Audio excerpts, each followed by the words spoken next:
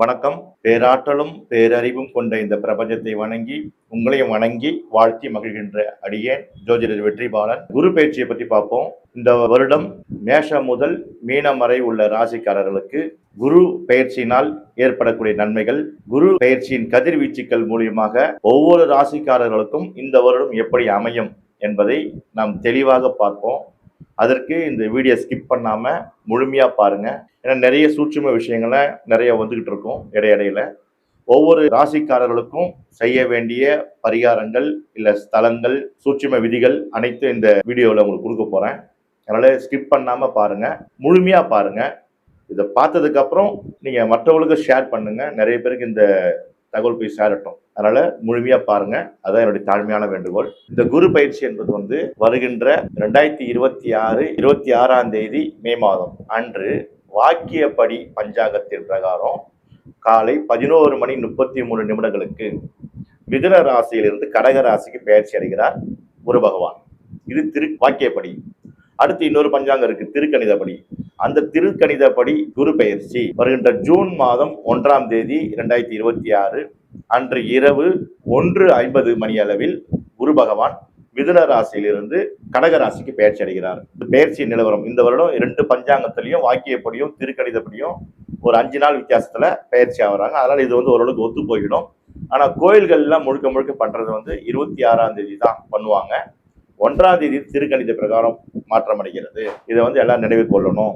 12 ராசி நேயர்களையும் ஒவ்வொரு ராசியும் நம்ம ஃபுல் டீட்டெயில்டா அனலைஸ் பண்ணி இந்த ஒரு வருடம் முழுக்க அவங்களுக்கு எப்படி இருக்கும் என்றதை நான் கரெக்டா உங்களுக்கு ப்ரெடிக்ட் பண்றேன்.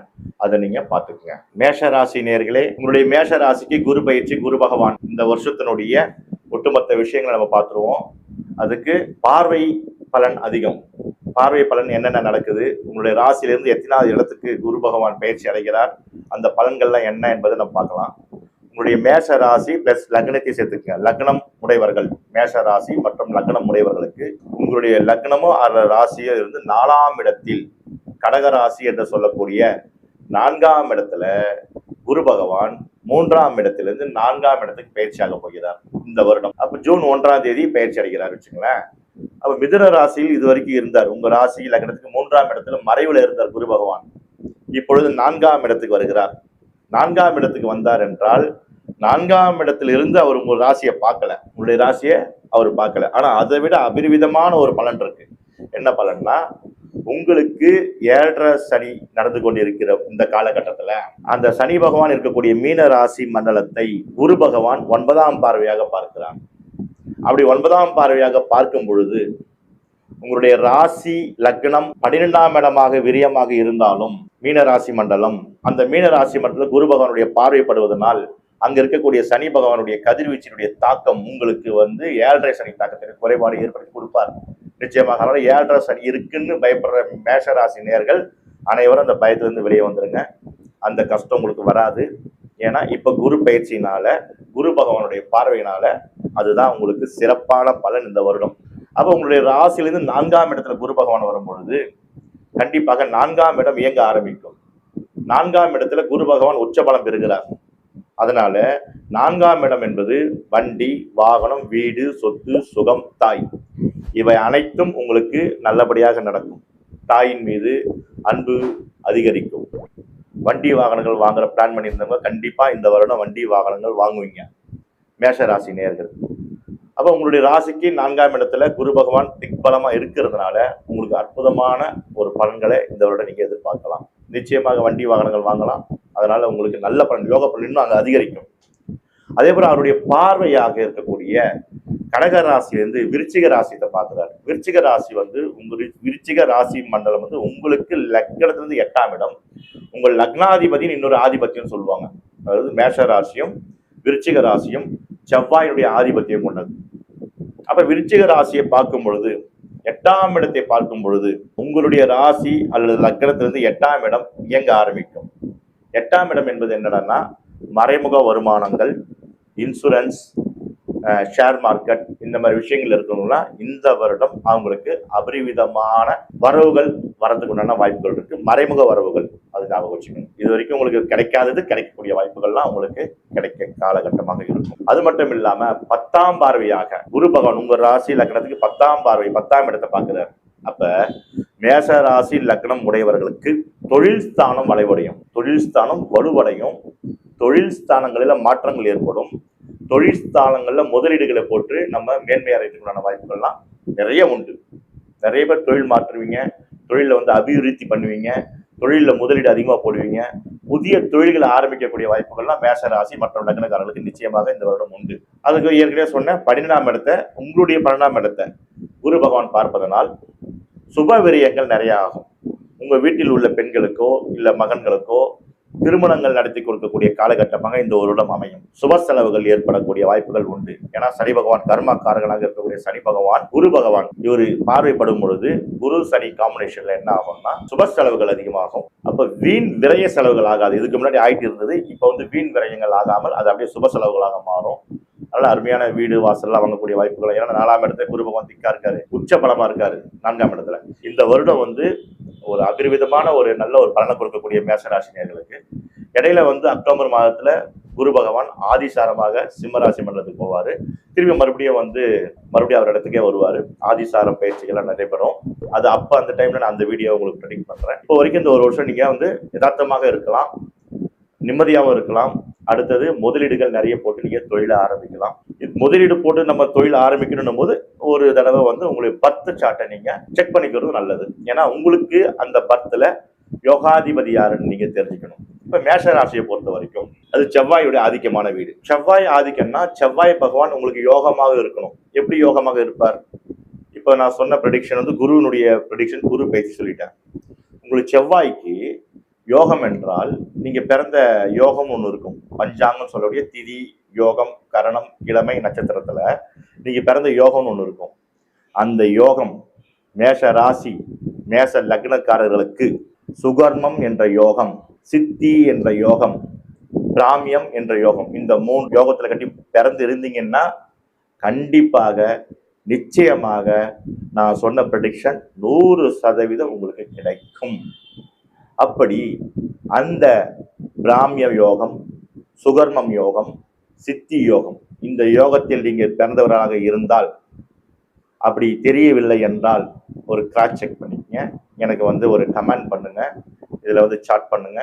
நான் உங்களுக்கு உங்களுடைய டேட்டா பர்த் டைம் கொடுங்க, நான் அது உங்களுக்கு ஃப்ரீயா கன்சல்டேஷன் பண்ணுறேன். ஏன்னா என்னுடைய நேயர்கள் என்னுடைய அன்பர்கள் அனைவரும் தங்களுடைய யோகத்தை பத்தி தெரிஞ்சு இருக்கணும். அதுதான் என்னுடைய முழு கான்செப்ட். அதுக்கு தான் நான் வீடியோ போடுறேன். ஏன்னா பொது பலன் போடணும்னு அவசியம் நிறைய ஜோதிடர்கள் போடுறாங்க. ஆனா நானும் உங்களை மீட் பண்ணணும், உங்களை பார்க்கணும், உங்களை சந்திக்கணும், உங்களோட நான் டிராவல் பண்ணணும்னா நானும் பொது பலன் போடணும். பொது பலன் போட்டாலும் அதுல இந்த மாதிரி சூட்சும விதிகளை நான் உங்களுக்கு சொல்லிக் கொடுக்கணும். நீங்க அதை தெரிஞ்சுக்கணும்னு ஒரு நல்ல எண்ணத்துல தான் சொல்றேன்.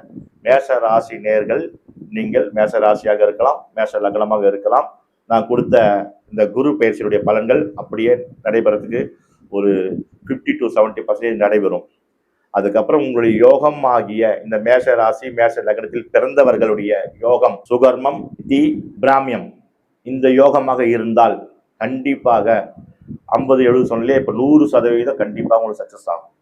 அதே நேரத்துல அந்த யோகாதிபதி தசை நடந்தாலோ, அந்த யோகாதிபதி புத்தி நடந்தாலோ அபரிவிதமான ஆற்றல் கண்டிப்பாக நிச்சயமாக நடக்கும். கையில பணமே இல்லை இருந்தா கூட முதலீடு பணம் போடணும், ஒரு 50 லட்ச ரூபாய்க்கு தொழில் ஆரம்பிக்கணும்னா இந்த யோகத்துல கண்டி இருந்தீங்கன்னா கண்டிப்பா அதனுடைய ஆக்டிவேஷன் நீங்க பண்ணிட்டீங்கன்னா உங்களுக்கு கண்டிப்பா நீங்க தொழில வளர்ச்சி அடைவீங்க. இது வரைக்கும் தொழில ஸ்ட்ரகிள் இருந்தவங்க, தொழிலால பிரச்சனை இருந்தவங்க, அவங்க எல்லாம் மேன்மைக்கு வரக்கூடிய வாய்ப்புகள்லாம் உண்டு. வேலை செய்யக்கூடியவர்கள் நிறைய கடைகள்லயும் கம்பெனிகள்லயும் வேலை செய்வாங்க தொழிலாளர்கள், அவர்களுக்கும் நல்ல காலம் உண்டு. ஏன்னா அவர்களையும் சனி பகவானை குரு பகவான் பார்ப்பதனால் நல்ல காலங்கள் அதிகமாக அவர்களுக்கு இந்த வருடம் அருமையாக இருக்கும். ஏன்னா நிறைய கமெண்ட்ஸ் கேட்கறாங்க, தொழில் நாங்கள் வேலைக்கு போறோம், காலையில போறோம், நைட்டு வரோம், எங்களுக்கு மாற்றமே கிடையாதுங்களா ஐயா, நாங்கள் இப்படியேதான் எங்க காலம் ஃபுல்லாக வாழ்ந்துட்டு போகணுமான்னு கேட்கறாங்க. அதாவது கம்பெனியில ஒர்க் பண்ற ஸ்டாஃப்ஸுங்க நிறைய பேர், அத்தனை பேரும் அந்த கேள்வி தான் கேட்கறாங்க. அவங்களுக்கெல்லாம் ஒரு மாற்றம் உண்டு, நிச்சயமாக உண்டு. ஆனால் நீங்கள் உங்களுடைய யோகாதிபதி யாரு தெரிஞ்சுக்கிட்டீங்கன்னா அதிகமா நீங்க அதை ட்ராக் பண்ணி அதனுடைய ஆக்டிவேஷன் அதிகமா ஆக்கிக்கிட்டு நீங்க அதுல இருந்து ஜெயிச்சு வெளியே வரலாம். பெண்களை பொறுத்த வரைக்கும் அவங்களுக்கு 4ஆம் இடம் நல்லாக இருக்கிறதுனால அவங்க நகைகள், வீட்டு உபகரண பொருட்கள் அனைத்து வாங்குறதுக்கெல்லாம் அவங்களுக்குலாம் வாய்ப்புகள்லாம் உண்டு. அவங்களும் வந்து நிறைய சேவிங்ஸ் பண்ணக்கூடிய வாய்ப்புகள் உண்டு. அவங்களுக்கு நிறைய பணங்களும் வரத்துக்கெல்லாம் வாய்ப்புகள்லாம் உண்டு. தாய் வீட்டு மூலியமாகவோ இல்ல சில உறவுகள் மூலியமாக அவர்களுக்கு பணங்கள் வரதுக்கெல்லாம் வாய்ப்புகள்லாம் உண்டு. சகோதர காரகத்துவத்தை பொறுத்த வரைக்கும் நீங்க கொஞ்சம் கேர்ஃபுல்லா பார்த்துக்கணும். ரொம்ப அவங்க கிட்ட என்ன சொல்றது, நம்ம வாயாலே நம்ம கெட்டக்கூடாது. அவர்கள்கிட்ட இருந்து என்ன வருது என்றதை மட்டும் நம்ம உள்வாங்கிக்கணும். நம்ம வந்து நிறைய வந்து அவங்களுக்கு வாயால கொடுத்து நம்மளே கெடுத்துக்க கூடாது. அதனால சகோதர காரகத்துவத்தை பொறுத்த வரைக்கும் கொஞ்சம் டிஃபால்ட்டா கம்மியா தான் இருக்கு. அப்போ சகோதர சகோதரிகள் இடத்துல நீங்க கொஞ்சம் கேர்ஃபுல்லா இருக்கணும். அதே மாதிரி பெண்களை பொறுத்த வரைக்கும் உறவினர்கள் மூலியமாக உங்களுடைய சொந்த உறவினர்கள், அதாவது தம்பியுடைய மனைவி அல்லது அண்ணனுடைய மனைவி இல்ல தன் கணவருடைய அண்ணனுடைய மனைவி, இந்த மாதிரி நாத்தனார் மூத்தார் சொல்லுவாங்க இல்லையா, இது மாதிரி சொந்த வகையார்கள் இல்ல மாமியார் மூலியமாக அல்லது தூரத்து உறவுகள் மூலியமாக ஒரு சிக்கல் ஒரு பிரச்சனை அக்டோபர் மாதத்துக்குள்ள வந்து போகும். வந்துட்டு போயிடும். அது பெருசா எடுத்துக்காதீங்க. அதுக்குண்டான பரிகார முறைகள்லாம் உண்டு. அப்ப நீங்க செவ்வாயை வழிபாடு இந்த மாதிரி ஏதாவது பிரச்சனை வரா மாதிரி இருந்தது, ஒரு ஸ்ட்ரகிள்ஸ் வருது அப்படின்னா உடனே என்ன தொடர்பு கொள்ளுங்க. அதற்கு உண்டான உங்களுக்கு உண்டான ஒரு பரிகாரத்தை நான் உங்களுக்கு இலவசமாக கொடுக்குறேன். நீங்க வாங்கிக்கோங்க. சரிங்களா? அதே மாதிரி மாணவர்களை பொறுத்த வரைக்கும் இந்த வருடம் அருமையான கல்விகளை தேர்ந்தெடுப்பாங்க. நல்ல கல்விகளை கற்று அதன் மூலியமா நல்ல மார்க்குகளை எடுப்பாங்க. 10th நல்ல ரிசல்ட் கிடைக்கும். 12th நல்ல ரிசல்ட் கிடைக்கும். நல்ல அடுத்த வருடம் வந்து ஜூன் மாதம் தான் குரு பயிற்சி 27. அதுக்குள்ளே வந்து இவங்களுக்கு நிறைய விஷயங்கள்லாம் நடந்தேறிடும். மாணவர்களுக்கு அற்புதமான ஒரு வருடமாக தான் மேஷ ராசி லக்னக்காரர்களுக்கு உண்டு. இதுபோல மேஷ ராசியை பொறுத்த வரைக்கும் இந்த வருடம் ஒரு அருமையாக இருக்கிறது. இதை வந்து நீங்க வந்து நல்லா ஃபாலோ பண்ணி நீங்க இதுல வெற்றி அடையலாம். இப்ப நான் சொன்னேன் இல்லையா, 12 ராசிகளுக்கும் ப்ரெடிக்ஷன் கொடுத்துருப்போம். அதுல மேஷம் முதல் மீன வரைக்கும் நம்ம ப்ரெடிக்ஷன் சொல்லியிருப்போம். இதெல்லாம் பொதுவா வரக்கூடிய பலன்கள், பொது பலன்கள். சிலர் இந்த வீடியோ பார்க்கும்பொழுது எனக்கு இந்த மாதிரி நடக்கல, இந்த மாதிரி எனக்கு கிடைக்கிற வாய்ப்பே இல்லை, ஆனா நீங்க எப்படி சொல்றீங்க, என்னுடைய ராசிக்கு இப்படி சொல்றீங்களே, இது நடக்குமா அப்படின்னு ஒரு உங்களுக்குள்ளேயே ஒரு கேள்விகள் இருக்குன்றது எனக்கு தெரியும். ஆனா முழுக்க முழுக்க நம்ம இப்ப சொன்னது அனைத்துமே பொது பலன்கள் தான். மேஷம் முதல் மீனம் வரை இருக்க ஒவ்வொரு ராசிகளுக்கும் பொதுவான பலன் தான் சொல்லியிருப்போம். இதுல உங்களுடைய பர்த் சார்ட் இருக்கும், சுய சார்ட் ஒன்று இருக்கும் இல்லையா, நீங்க வந்து மேஷ ராசி தான் பிறந்திருப்பீங்க, ரிஷப ராசி தான் பிறந்திருப்பீங்க. ஆனா உங்களுடைய சுய ஜாதகத்துல லக்னம், லக்னம் என்ன நட்சத்திரம், ரெண்டாவது உங்க சுய ஜாதகத்துல நிறைய விஷயங்கள் சொல்லும். ஏன்னா ஒரு மேஷ ராசிக்காரர் இந்த மாசத்துல பிறக்கிறாரு வச்சுங்களேன், சித்திரை மாசம், அவரே வந்து வைகாசி மாசம் இன்னொரு மேஷக்காரர் பிறப்பார். அப்போ ஒவ்வொரு மாதமும் அந்த மேஷ ராசி வரும். அப்போ மாதம் மாறுது, அன்றைக்கு கிழமைகள் மாறும், அன்றைக்கு திதிகள் மாறும், அன்றைக்கு யோகங்கள் மாறும். இந்த மாதிரி பஞ்சாங்கம் என்று சொல்லக்கூடிய திதி, யோகம், கரணம், கிழமை, நட்சத்திரம் எல்லாமே மாறும். நட்சத்திரம் மட்டும் ஒண்ணு வரும். அப்ப மேஷ ராசியில் இருக்கக்கூடிய அஸ்வினி நட்சத்திரம், பரணி நட்சத்திரம், அப்ப அஸ்வினி நட்சத்திரம் மேஷ ராசியில் இருக்கிற அத்தனை பேர் ஒரே மாதிரியா ஒரே பேட்டர்னா இருப்பாங்க, இருக்க முடியாது. கொஞ்சம் மாறி மாறி இருப்பாங்க. அதுக்கு என்ன விஷயம் அதெல்லாம் நம்ம டீட்டெயிலா பார்த்துட்டு இருக்கோம். அதை பத்தி சொல்லிட்டு இருக்கேன். ஏன்னா ராசி நட்சத்திரம் பொதுவான பலன். இப்போ உங்களுடைய சுய சார்ட்டை வந்து நீங்க எடுத்துக்கணும். அதுல வந்து உங்களுக்கு யோகாதிபதி யாரு தெரிஞ்சுக்கணும்.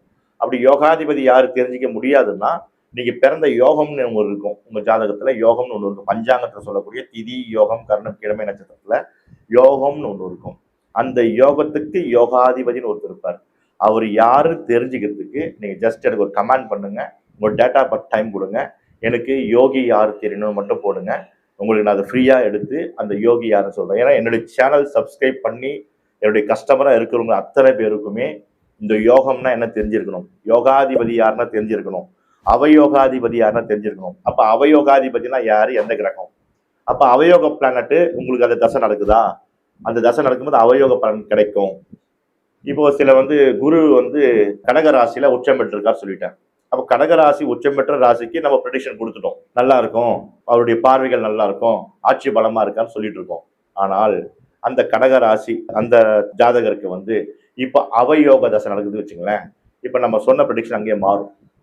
அப்ப நீங்க இப்படி சொன்னீங்களா ஐயா இங்க மாறுதுன்னு நீங்க சொல்லுவீங்க. அப்பதான் உங்களுடைய அவயோகம் யாரு தெரிஞ்சுக்கிட்டீங்கன்னா, அந்த தசையோ அல்லது அந்த புத்தியோ அது நடக்கும் பொழுது நம்ம கேர்ஃபுல்லா இருக்கணும்.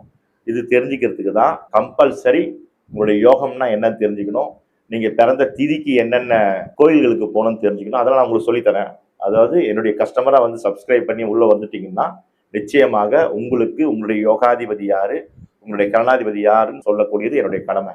அப்ப நீங்க வந்து எனக்கு இதுல கமெண்ட்ஸ்ல வந்து நீங்க கொடுங்க, உங்களுக்கு டேட் ஆஃப் பர்த் டைம் கொடுத்துட்டு என்னுடைய யோகி யார் தெரியணும், அவர் யோகி யார் தெரியணும் சொன்னீங்கன்னா கண்டிப்பா நான் உங்களுக்கு அதனுடைய ரிசல்ட்டை கொடுக்குறேன்.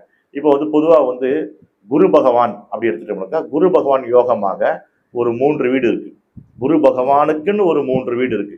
அப்போ ஒவ்வொரு ராசிகள் சொல்லும் பொழுதும் நான் சொல்லிட்டு வரேன். குரு பகவானுக்கு இருக்கிற 3 ராசிகள் வைத்திருதி என்ற ஒரு யோகம், இன்னொரு சூலம் என்ற நாம யோகம், இன்னொன்று வரியால் என்ற நாம யோகம்.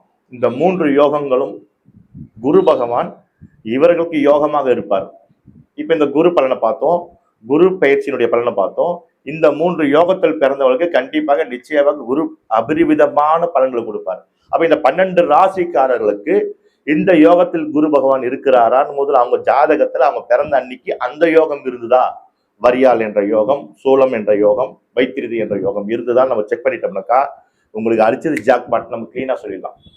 இந்த 3 யோகத்தில் பிறந்தவர்களுக்கு குரு பகவான் எங்கெங்கெல்லாம் வரும்போது பலன் சொல்லியிருக்கணும், எந்தெந்த ராசிகள்லாம் சொல்லியிருக்கணும், அவங்களுக்கு எல்லாம் ஜாக்பாட் அபரிவிதமாக கண்டிப்பாக நிச்சயமாக அடிக்கும். அதுல ப்ரெடிக்ஷன்ல மாற்றமே இருக்காது. 100% கரெக்டா நடக்கும். அப்ப பொது பலனா சொல்லும் பொழுது சில பேருக்கு நடக்கலன்னு சொல்லிட்டு வருத்தப்படுறாங்க. அதனால ஜோதிடத்து மேலேயே வந்து சந்தேகப்படுறாங்க, ஜோதிடர்களே சந்தேகப்படுறாங்க. ஏன்னா அவர் பாட்டு சொல்லிட்டு இருப்பாருங்க, அவர் பாட்டுக்கு நிறைய கமெண்ட்ஸ் பாக்குறோம். மற்ற ஜோதிடர்களுடைய கமெண்ட்ஸ்லாம் வந்து அப்படிதான் இருக்கு. அந்த கமெண்ட்ஸ் சொல்லும் போது இவங்கெல்லாம் இப்படிதான் சொல்லிட்டு இருப்பாங்கலாம் சொல்றீங்க, அதெல்லாம் வேண்டாம். நல்லபடியா பாருங்க, நல்லபடியா சொல்லுங்க. இல்லையா பிடிக்கலையா நீங்க போயிட்டே இருங்க.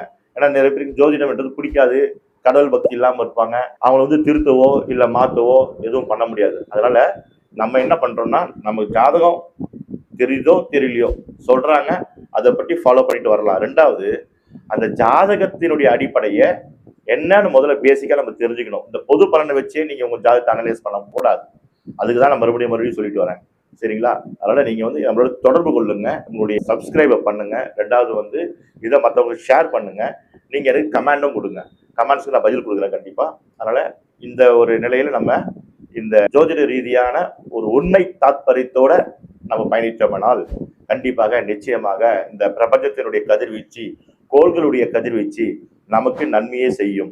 அப்ப நன்மை செய்யக்கூடிய கதிர்வீச்சு என்ன, நன்மை செய்யக்கூடிய கோள்கள் எது என்பதை நாம் தெரிந்து கொள்ள வேண்டும். அப்ப கதிர்வீச்சு எப்படி நமக்குள்ள வருது, நம்ம உடம்புக்குள்ள அது எப்படி செயல்படுது என்ற விஷயங்கள்லாம் நான் உங்களுக்கு நிறைய சொல்ல கடமைப்பட்டிருக்கேன்.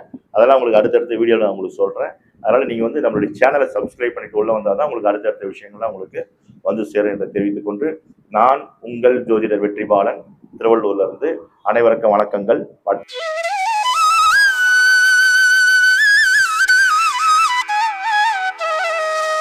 எங்களுடைய பதிவு உங்களுக்கு பிடித்திருந்தால் லைக் பண்ணுங்க, ஷேர் பண்ணுங்க.